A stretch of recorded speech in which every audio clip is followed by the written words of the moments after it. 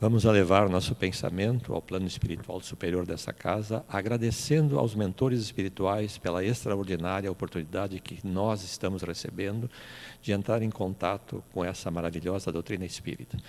Pedimos a Jesus Cristo que nos acompanhe e que coloque entre nós um clima de paz, serenidade, entendimento e de amor. E que assim seja. Senhores, hoje nós vamos falar sobre o suicídio.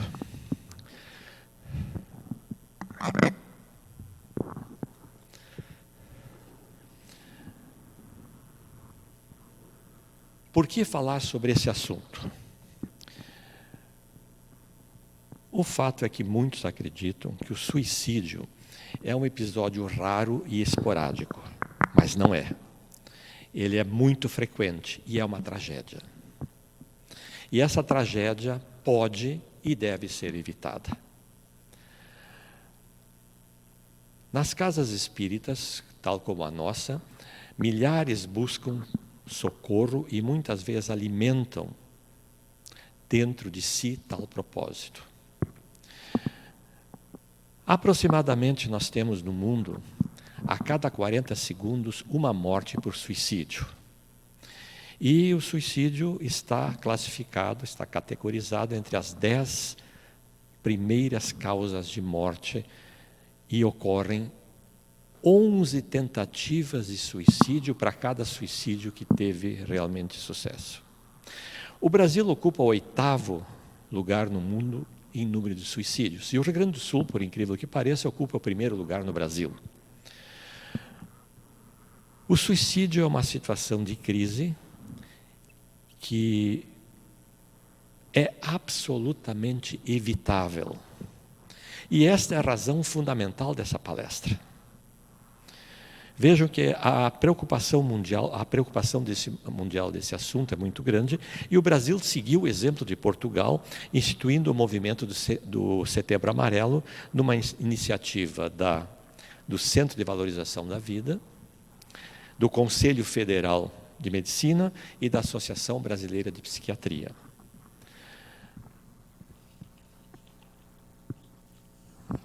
O que nós podemos fazer para evitar o suicídio? Nós podemos municiar as famílias de informações que capacitem seus membros a enfrentar o problema com mais segurança. Portanto, exposição doutrinária de hoje não tem como objetivo relatar o sofrimento do suicídio após a morte. Nós vamos nos deter no antes do suicídio, uma forma de oferecer recursos para que ele seja evitado. A primeira coisa que nós devemos entender é que para certas pessoas, em determinados momentos da vida, pensar na morte é a única solução possível. A pessoa se sente no limite, de tal forma angustiada, de tal forma desesperada e sem esperança, que é compreensível que deseje dar um fim à sua vida. Parece ser a melhor forma de lidar com uma situação que, naquele momento, é avassaladora e dolorosa. Nós precisamos nos colocar na posição daquela criatura que tanto sofre, mas não somente ouvir a pessoa, as palavras. Nós temos que ouvir as emoções, os sentimentos da pessoa. Nós não podemos depreciar a sua angústia. Não devemos minimizar o seu sofrimento, dizendo aquelas frases de efeito: isso não é nada, isso vai passar. Essas frases fazem com que a criatura ganhe a certeza que ninguém a entende e que o melhor mesmo é cometer o desatino. Então, ser um bom ouvinte é essencial. Não julgue nem dê conselhos ou opiniões. Reconheça o sofrimento dessa criatura. Valorize o que é dito e demonstre que está disponível para ajudar. É fundamental que a pessoa saiba que a sua vida tem valor para alguém. e que sua dor emocional é compreensível e aceitável face às vicissitudes que está passando. Demonstre empatia e nunca faça comparações do tipo, eu já passei por isso. É importante que se tome a iniciativa de conversar com a pessoa. Nunca faça comentários do tipo, anima-te e tudo vai correr bem. Nunca deixe a pessoa se sentir que existe perigo se ela cometer o suicídio. Incentive essa pessoa a procurar ajuda. Hospital, médico, psiquiatra, psicólogo. É claro que os espíritas e todos aqueles que professam alguma religião espiritualista, por acreditarem na vida após a morte e na realidade da vida espiritual, trazem consigo a certeza de que a vida continua no pós-túmulo e que o suicida se confrontará com uma triste realidade após o ato.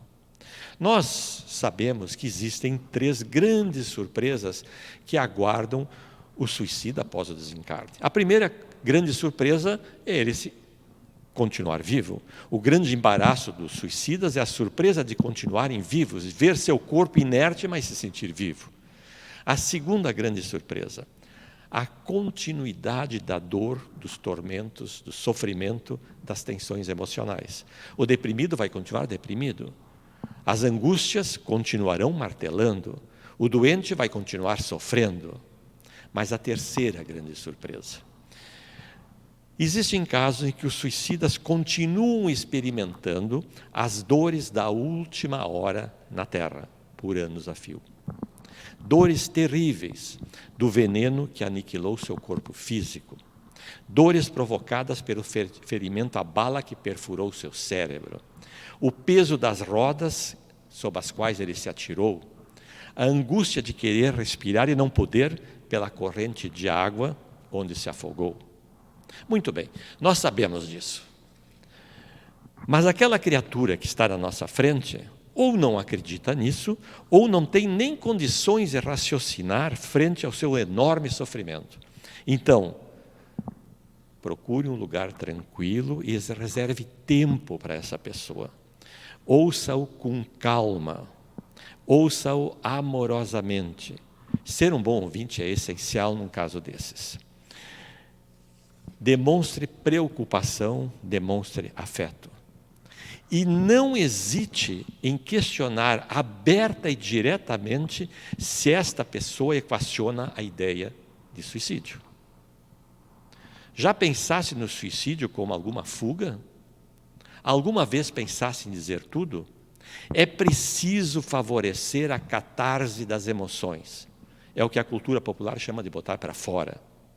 A propósito, Jung, discípulo do Freud, pregava exatamente a psicoterapia da catarse. A catarse é um processo individual ou em grupo, no qual a liberação da energia mental e de impulsos mentais é realizada para reduzir os conflitos internos da pessoa. Através de quê? Da verbalização, ou às vezes até da teatralização com expressão corporal. A pessoa deveria ser levada a falar e até teatralizar suas emoções íntimas. Isso aliviaria suas tensões internas e a criatura voltaria a um nível melhor de serenidade. Essas questões todas transmitem a mensagem de que alguém compreende a sua dor psicológica, e que ela não está sozinha. Naturalmente, a abordagem a esse tema varia em função da situação e a relação de confiança que está estabelecida entre as pessoas. É importante que a pessoa saiba que a sua morte causaria enorme sofrimento nas pessoas que a rodeiam. E incentive essa pessoa a procurar ajuda especializada. É necessário um médico, um psicólogo, um psiquiatra. É preciso entender agora alguns comportamentos do suicida, que variam muito. Mas nós temos indícios, e a gente pode observar esses indícios. Muitos suicidas mantêm uma rotina normal, frequentando os mesmos ambientes de sempre, indo à escola, saindo com amigos, enquanto que por dentro, intimamente onde repousam seus verdadeiros sentimentos, sentem-se abandonados, incompreendidos, insatisfeitos. Aquele jovem que adota um comportamento violento, expondo-se a perigos constantes de forma voluntária, por exemplo, rachas, velocidades, brigas. Isso é mais ou menos da mesma forma que uma criança que está pedindo ajuda.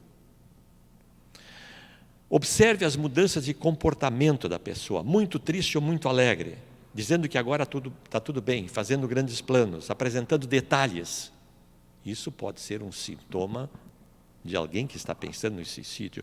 Observe se a criatura se torna uma pessoa que apresenta uma grande tristeza, desesperança, pessimismo, chora sistematicamente. É um alerta. Observa se a pessoa fala muito a respeito da morte, daquele tipo assim, não aguento mais, vou largar tudo, já nada mais me importa. Alguns até fazem preparativos para a morte. Põem os assuntos em ordem, arrumam os papéis, distribuem os seus bens, fazem despedidas. Alguns têm um comportamento de risco, marcado pela, normalmente, agressividade. Outros aumentam o consumo de álcool, de droga e de fármacos. Nota-se em alguns um afastamento social, inclusive da família. A pessoa tem insônia permanente, apatia pouco usual, dificuldades no relacionamento, insucesso escolar, por exemplo. Tudo isso são indícios que nós devemos observar nos nossos familiares. Mas ajuda médica é preciso mesmo? Por que procurar ajuda médica num caso desses? Bem, senhores, aqui nós temos que fazer uma parte. É impossível falar em depressão, em suicídio, sem falar em depressão. Afinal de contas, 93% dos casos estão relacionados à depressão. E aqui se insere algo que nós temos que conhecer muito bem. Existem duas situações de tristeza, tristeza profunda. Existe a tristeza profunda com causa conhecida, com causa definida. Essa é chamada erroneamente depressão e não é depressão, mas pode também levar ao suicídio. As causas dessa tristeza profunda podem ser as mais variáveis, mas normalmente se referem a perdas. Cessada a causa, cessa o efeito, cessa a tristeza. Por exemplo, perda de um familiar, perda de um afeto, perda de patrimônio, perda da saúde, perda da autoestima, são perdas. Estas perdas, associadas ao materialismo vigente na nossa sociedade, à falta de religiosidade, do conhecimento de vida futura e da finalidade da nossa vida, do nosso estágio aqui na Terra, é uma porta aberta para dramas obsessivos, inclusive, que agravam mais o quadro. Essa tristeza profunda tem causas definidas e ela desaparece quando essa causa desaparecer. Então vamos ver o seguinte. Aquela mãe tem uma tristeza profunda porque o seu filho foi para a Europa. Agora o seu filho volta da Europa, a tristeza desaparece. Aquele senhor tem uma tristeza, chegou a uma tristeza profunda porque perdeu o emprego depois de 20 anos de trabalho. Muito bem, mas se ele consegue um novo emprego, a tristeza desaparece. Isso é uma tristeza com causa conhecida, não é depressão. A depressão se caracteriza por uma tristeza sem causa. Ela tem uma causa clínica, uma desordem na comunicação dos neurônios cerebrais. Nós vamos aqui colocar no quadro um neurônio, e esse neurônio tem uma série de dendritos. Esses dendritos têm botões, esses botões capturam as sensações, calor, umidade, frio, etc., transformam isso numa corrente elétrica. Essa corrente elétrica flui através do neurônio, numa corrente de 20 a 60 milivolts, e vem para cá, e aí teria que passar para o próximo neurônio, essa informação. Mas não consegue, porque um neurônio não encosta no outro. Os senhores veem que esse botão sináptico desse neurônio não encosta nesse neurônio imediatamente inferior. Então, aqui nós temos uma região que nós chamamos de sinapse nervosa. O que acontece nessa sinapse? Bem, este botão está representado nesse desenho, e esse botão de baixo está representado, o neurônio de baixo está demonstrado nesse desenho, aumentado em 50 mil vezes. Muito bem. Então, a corrente elétrica vem nesse neurônio, quando chega nesse ponto não consegue passar, porque não há ligação dos neurônios. Então, esse neurônio produz uma série de produtos químicos que transportam essa energia para esse neurônio. Esses produtos químicos que transformam que transferem a energia de um neurônio para o outro na sinapse nervosa, são chamados de neurotransmissores. Nós vamos falar hoje praticamente de um neurotransmissor chamado serotonina, mas nós temos serotonina, noradrenalina, nós temos uma série muito grande de neurotransmissores conforme a informação que está sendo passada. Dopamina é outro neurotransmissor. Então, os senhores vejam que a corrente elétrica vem, chega nesse ponto, aqui ela se transforma, ela é absorvida por uma substância química que passa para o outro neurônio e aí continua para o outro neurônio. Dessa forma, nós chamamos essa corrente, que é corrente elétrica até esse ponto, a partir daqui nós chamamos de corrente eletroquímica. Por isso, a corrente que flui nos nossos 86 bilhões de neurônios são correntes eletroquímicas, porque na sinapse nervosa existem neurotransmissores. Muito bem. Um desses neurotransmissores, e é o que nós vamos falar mais sobre ele aqui, é a serotonina. A serotonina é considerada a molécula do bom humor. O que acontece com a produção de serotonina? Esse neurônio entrega a serotonina, e essa serotonina entrega as informações para o neurônio seguinte. Então, ela é um neurotransmissor. Só que ela produz excesso de serotonina. E esse excesso de serotonina passa para o sangue. Então, nesse momento, a serotonina que passa para o sangue não é mais neurotransmissor. Ela é um neurohormônio, porque os hormônios é que circulam pelo organismo. E esse hormônio circulando pelo organismo nos dá o bom humor. Por isso é chamado de molécula do bom humor.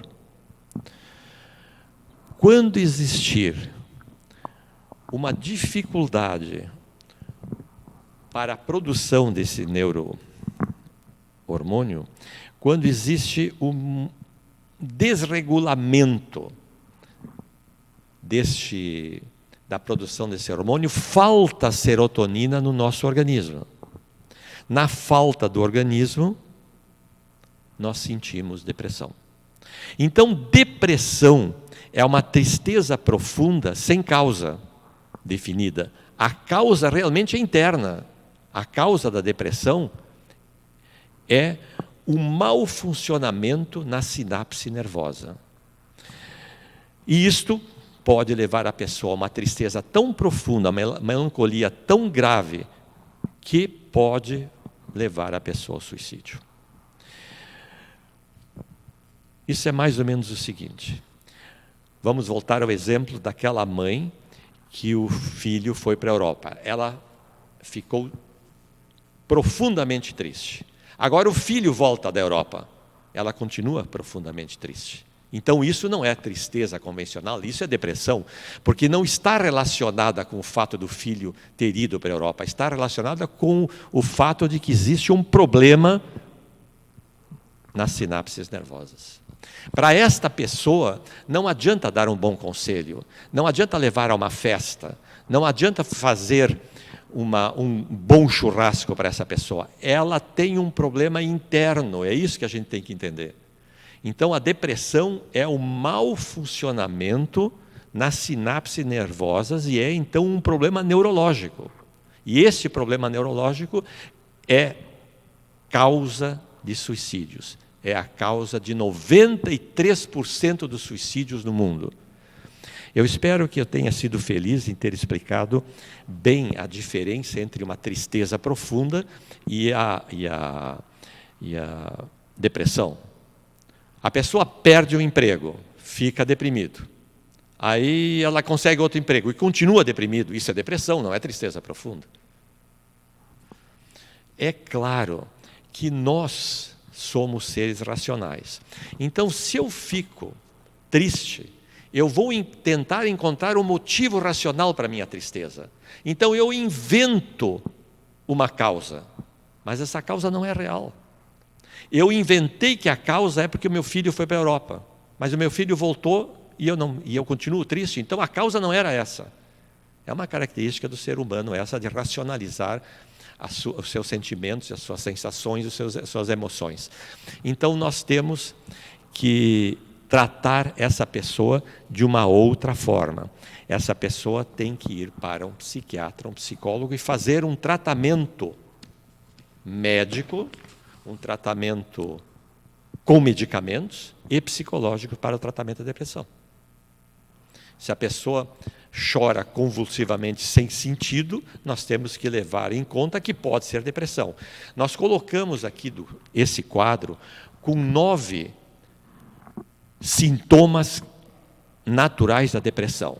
Se a pessoa dorme mal ou dorme demais, agitação ou lentidão, fadiga quase todos os dias, sentimento de culpa, alteração no peso ou no apetite, indecisão persistente, perda de concentração, humor deprimido na maior parte do dia, ideação suicídio, pensamento de morte, redução do interesse e do prazer nas atividades do dia. Muito bem.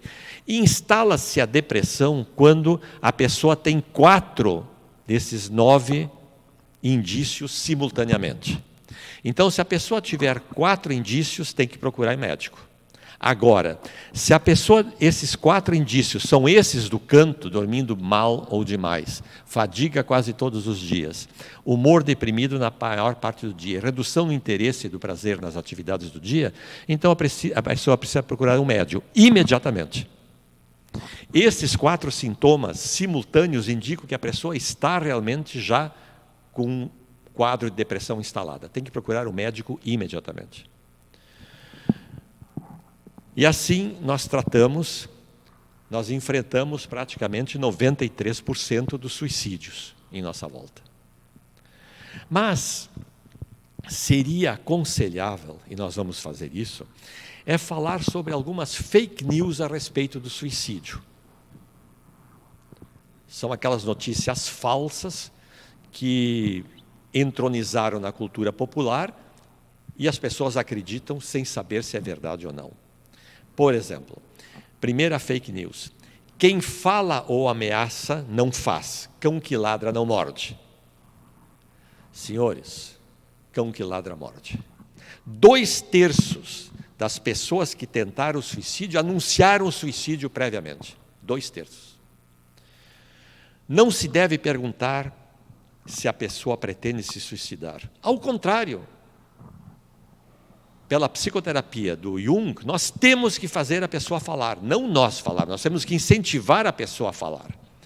Deve-se tocar no assunto e perguntar claramente se a pessoa está querendo tomar essa decisão e fazer com que ela coloque para fora as suas emoções.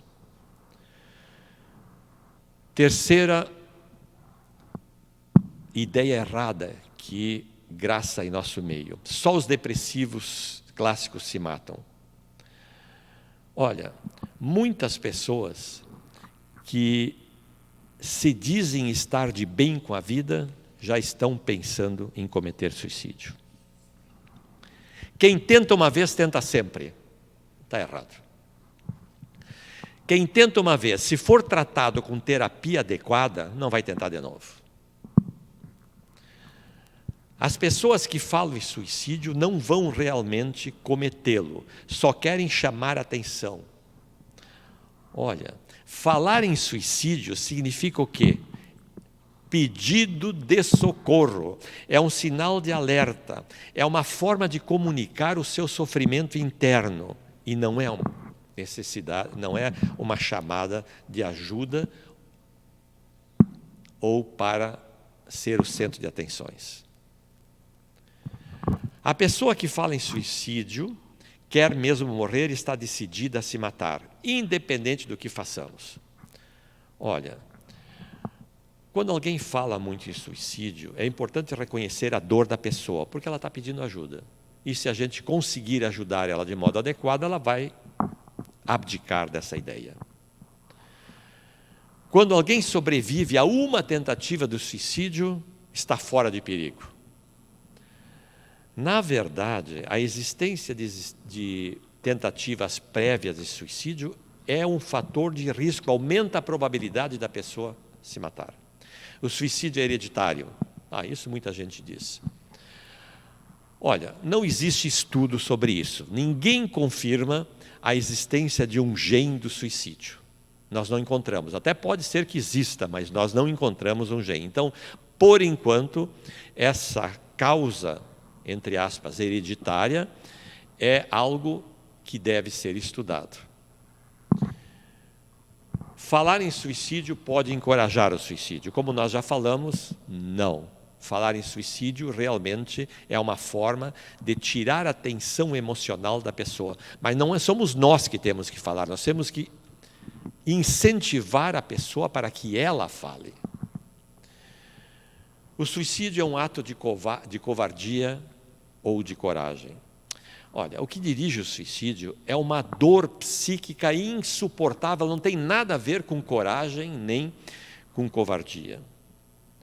A melhoria do estado emocional elimina o risco do suicídio. Olha, em grande parte dos casos, o suicídio ocorre 3 meses depois que a pessoa teve uma melhora emocional.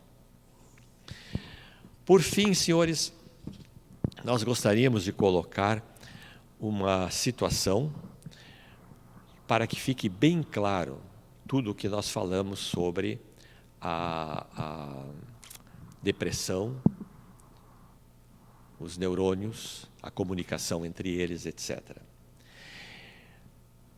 É possível hoje já se identificar algumas causas da instalação da depressão. Por exemplo, o câncer, moléstias cardiovasculares, distúrbios neurológicos, tumor cerebral, doença da tireoide. Mas existem causas psicológicas também, que são as perturbações mentais graves, melancolia, esquizofrenia, delírios.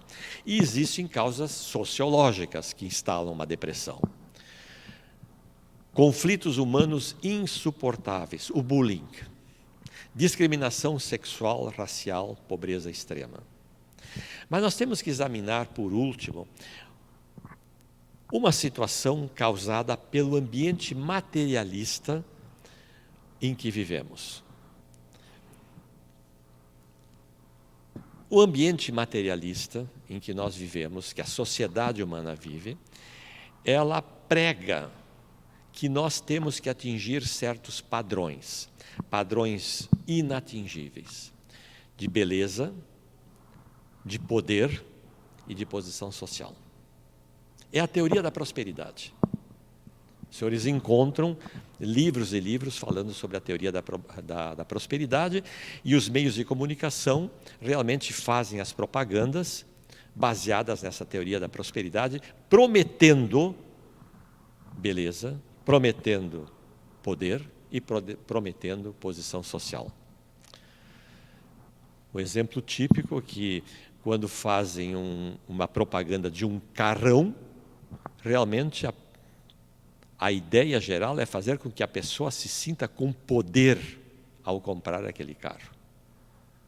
E realmente o que ele vai conseguir é mais despesa na manutenção depois de uma oficina. Mas se promete-se cremes de beleza que rejuvenesce a pessoa em 20 anos. Então estão prometendo beleza. Não existe creme que faça com que a pessoa rejuvenesça 20 anos. Mas a pessoa acredita, porque ela quer atingir aquele padrão de beleza, poder e dinheiro que a sociedade impõe. O que ocorre é que muitas pessoas podem atingir um desânimo muito grande, uma autoestima extraordinária, uma angústia, uma depressão, porque não atingir esses objetivos. E aí entra em depressão. Por outro lado, é incrível, mas certas pessoas atingiram esse nível de poder, beleza e dinheiro. Atingiram esse nível. E quando chegam nesse ponto, eles estão numa ilha da fantasia, em que deveriam desfrutar de uma felicidade muito grande, que não encontram. Não encontram essa felicidade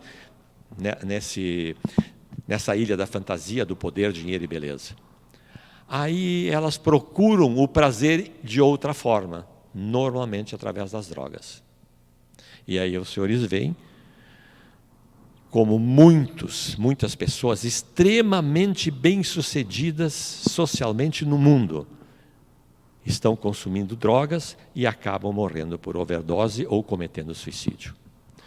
Bem, senhores, essa foi a mensagem da manhã de hoje.